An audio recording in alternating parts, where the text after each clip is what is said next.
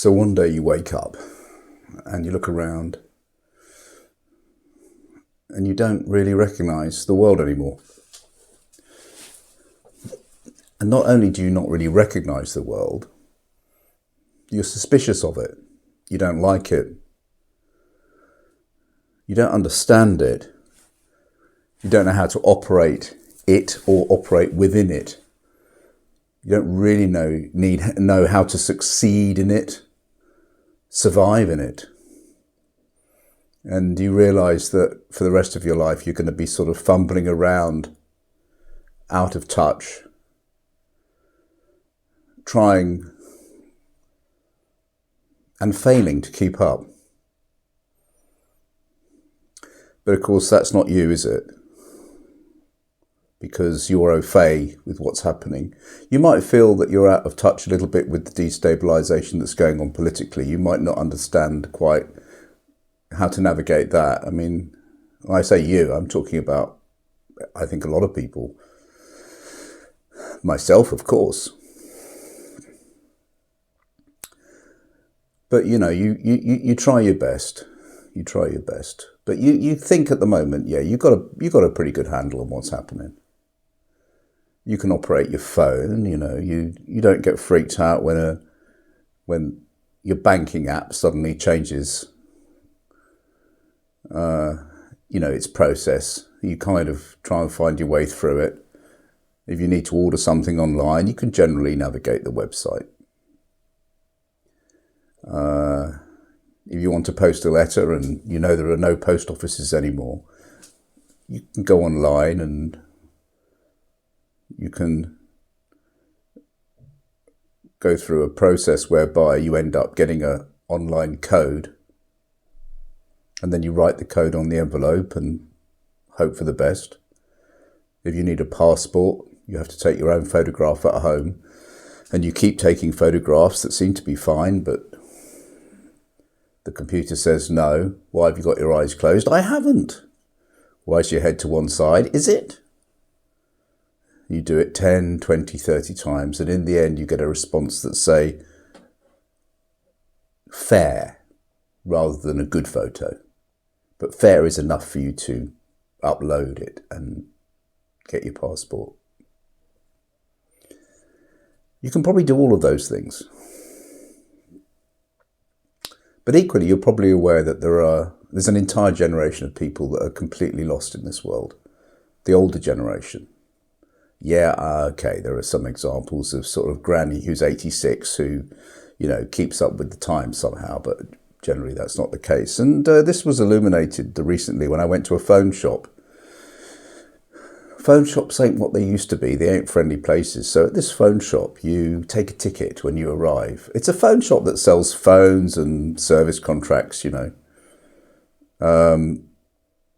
It actually belongs to one of the main service providers. And it has an online store as well. But if you want to change your contract or if you want to buy a phone, it's somewhere you can go to. It's like they've got one or two in the city. Anyway, I had to go there and I had to pick something up. So I went in there and I took a ticket and there were about 15 people waiting. That sounds a lot, but this shop consisted of a display of phones, and then beyond the display of phones, it was about 8 little cubicles. And then when your ticket number comes up on an LED screen, you go into one of the cubicles and you see somebody about whatever it is you want to see them about. And every single person who was waiting, all 15, was easily over 70, if not 80. It was like a sort of care home, people with walkers, walking sticks, couples holding each other up. People you often don't even see on the streets, But that was the demographic of that phone shop. And it just illuminated what we already know. The fact is that there is this entirely lost generation here who really don't have a clue how to organise things online. Because it is difficult. It is hard to navigate these things. I have to do my tax online and it's pretty impossible. if you claim benefits, it's done online. And there was a film made about that by Mike Lee, about a man who had a heart attack who had to claim sickness benefit and couldn't navigate the system, the digitalization process. The digitalization process had sort of eliminated him really from he needed to speak to someone and he couldn't. Same with doctors. So, but we're all au fait with that. We know how to cope with that. Who cares about these older people? You know, it's just that bad luck to them that they were born before we all became sort of digital receptacles. But the thing is that you're going to be the old person in 20 years standing in whatever the equivalent is of that phone shop. You will look around you in 20 years and you won't recognise the world. As we move into this next epoch of artificial general intelligence, robotics, loss of labour, loss of contact in a world which is no longer tactile, which is no longer driven by human interaction. I don't think that you will recognise the world and you will be one of those people who feels outside of it. Now, why do I say this? Do I say this? Am I being just like a sort of, you know, a doom monger? Well, no. I'm basing this on most of the studies that are available, most of the dissertations that are being written now about that are speculative based on what we know today.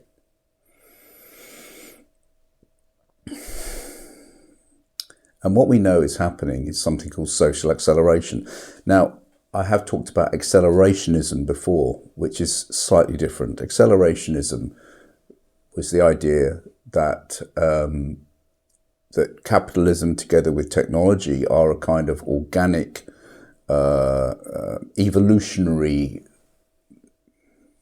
force like gravity that can't really be stopped, and that will accelerate and will ultimately transform everything. And whether or not it transforms it for good or for bad, it's who knows. I mean, I've got my own opinion. You may have your opinion. Some people might think it's a kind of paradise. I think it will be a kind of horror show. But anyway, that's neither here nor there. So that's what kind of the old idea of accelerationism is. But social acceleration is something that's slightly different. It's about the fact that societies now are moving forward at a pace which neither organisations nor authorities nor people like you and I can actually really can keep up with. And we have no say in it. It's not a democratic process. If you look at the apps and that you now children use on mobile phones, where they are completely addicted to it, where their brain chemistry is changing, where they spend entire childhoods looking down at a screen. You know, it's a situation which nobody had any say in. And now governments are sort of trying to ban them from schools and that kind of thing. And goodness knows how successful that will be. Those old people who were queuing up in that phone shop, they had no kind of input on any of this. So social acceleration will go on regardless, and none of us will keep up.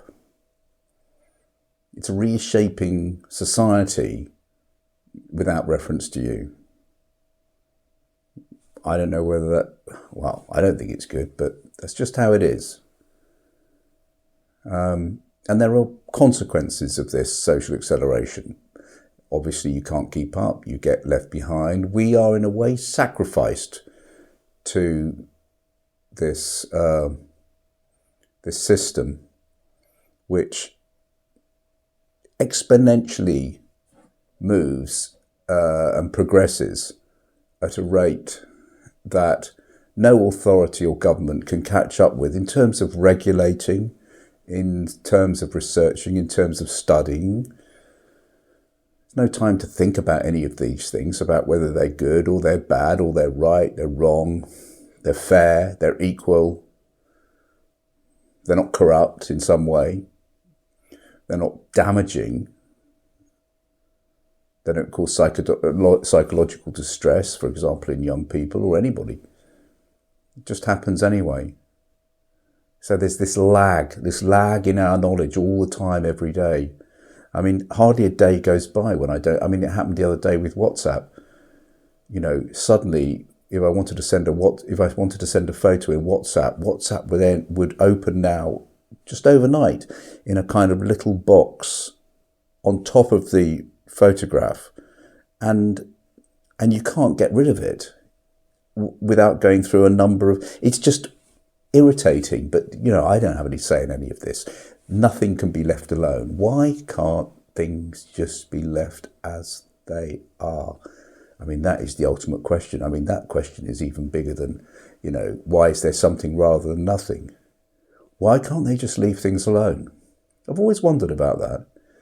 I mean, if you think about education, think about going back to the early days of education 200 years ago, 150 years ago, 100 years ago, 70 years ago. Think about education. What was it for? What was its purpose? Well, we must have established something to group young people together outside of the house, to bring them together and to teach them something. Okay, and we all know that teachers are leaving in droves now because the curriculum is always changing, the bureaucracy is always changing, the regulations are always changing, the standards are always changing, the subjects are always changing. And now Kim Badenoch, who is the Tory leader in the UK, is now suggesting, like everybody has to follow Trump, she's now suggesting that it would be a good idea to basically get rid of any course or any educational program that didn't provide an economic plus, which is it's heartbreaking and pathetic and ridiculous. I mean, this is the way it's going. I mean, we're fighting for nothing. I mean, you know, sometimes I do think that the accelerationists had a good idea when they said, let's accelerate the whole bloody thing until it explodes and blows up in our face. Anyway, don't get me ranting. Determined not to rant today or sound like David Icke.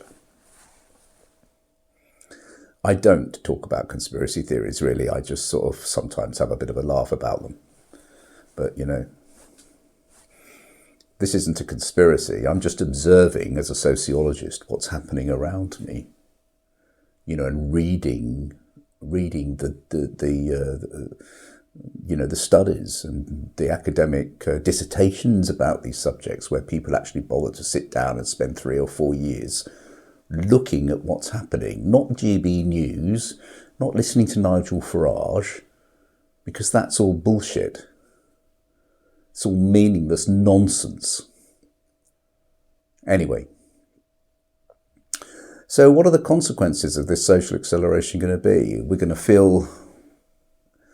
look around the world and we're going to have that uncanny feeling, you know, when there's a sort of robot, you know, wandering about the place doing the cleaning or something, you know, or robots moving atoms around from A to B, artificial intelligence in our pocket as our personal assistant, our therapist, our coach.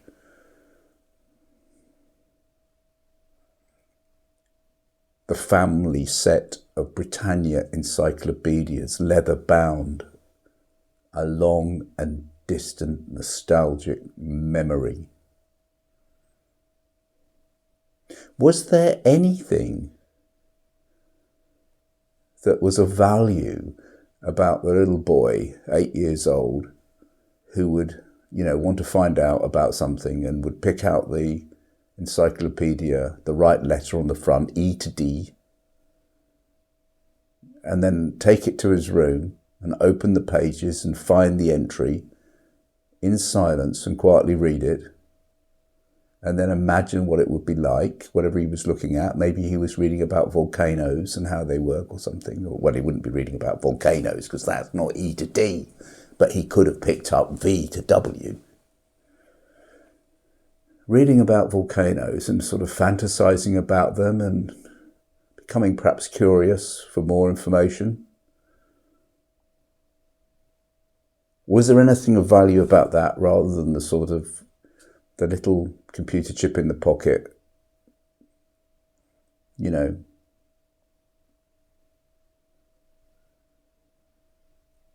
which can tell you everything and anything, but as soon as you've read that, you moved on to something else.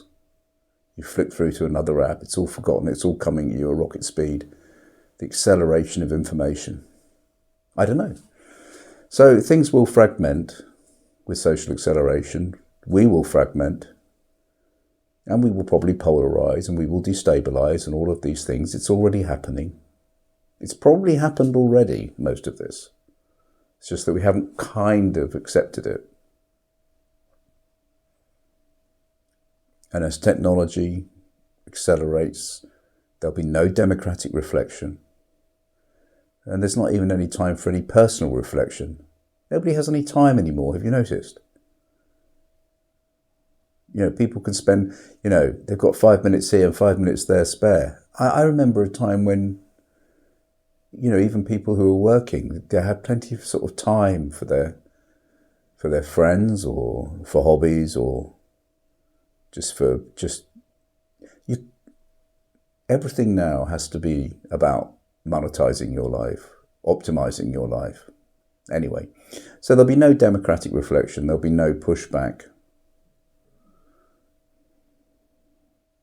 People might try pushing back, and there's a bit of EU legislation, as you know, going on now, possibly about, well, I mean, pornography, for example, online, and children using online social media tools.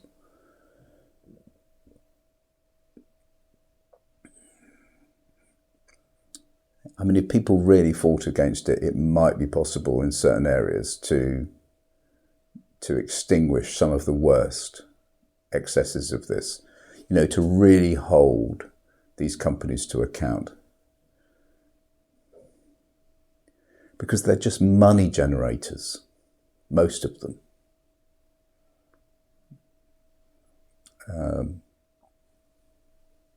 You've probably heard that word entitification, which is just about how it's almost designed into their systems, particularly Meta and Facebook et al. And YouTube, you know, where the original idea has been lost. And I was just watching a YouTube video earlier, actually, and I was absolutely shocked at the intrusion of the advertising. And sort of fondly remembering when there wasn't advertising on YouTube. I understand that it's okay, you know, I mean, I don't expect anything for nothing, and I think it's okay, you know, if you have to put up with a 15-second advert here in the beginning, but I mean, this was every 3 minutes or, you know, and adverts that had absolutely nothing to do with my life. Anyway, I am ranting, I knew I would. So, yeah, so really this is about the distinction between accelerationism and social acceleration. Well, as I said before, you can actually just switch everything off and at least get some respite. Just going outside without the phone off. You might get 5 or 10 minutes. Of course, everybody around you, no one's going to say hello because they are all going to be, you know, on their phones. But you can take a little bit of satisfaction that for those 5 minutes you are not a sacrificial lamb to this system.